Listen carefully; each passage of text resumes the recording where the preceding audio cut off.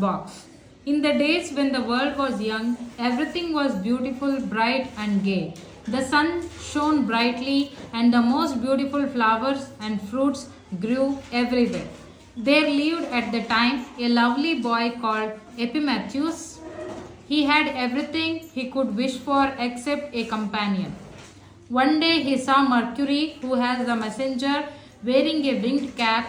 He had wings upon his heels and was coming towards him. With him was a beautiful girl whom Mercury called Pandora. Epimetheus was delighted and welcomed her with great joy. For some time, Epimetheus and Pandora wandered hand in hand, weaving garlands of flowers and plucking the rich fruits which grew everywhere. One evening, when they were playing, they saw Mercury again. His step was slow and weary. His garments were dusty, and he seemed to stagger under the weight of a huge box which he carried on his shoulder.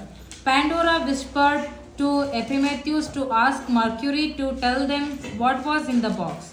But Mercury would not tell them anything. He only asked if he might leave the box until he should call for it again.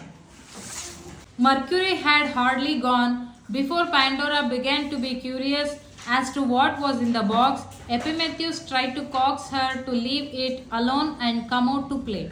She would do nothing of the kind, and he had to play alone. When Epimetheus had gone out, Pandora went up close to the box to examine it.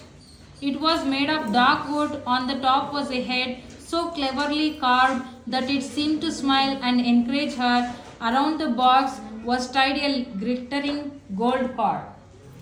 Pandora looked at the cord and thought to herself that she could do no harm by loosening the knot so long as she did not open the box.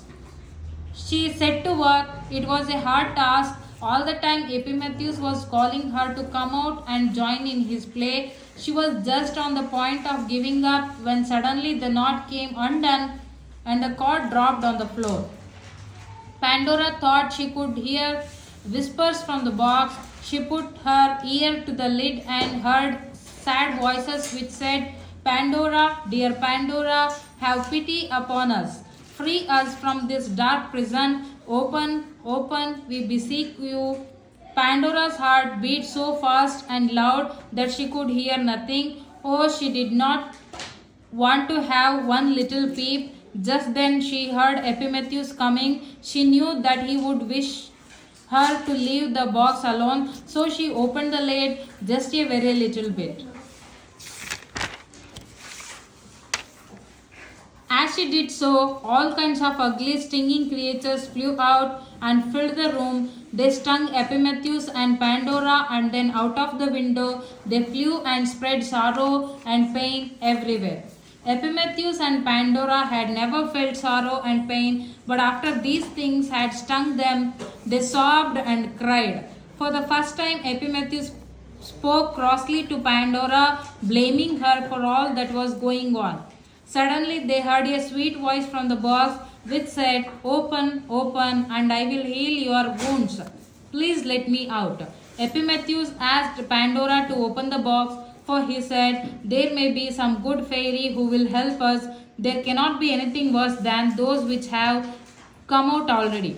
It was well that she opened the box, for a dainty fairy called Hope spread her snowy wings and came out. She fluttered here and there and touched gently all the wounds of both the children, and then flew quickly through the open window out into the world to do the same thing for others.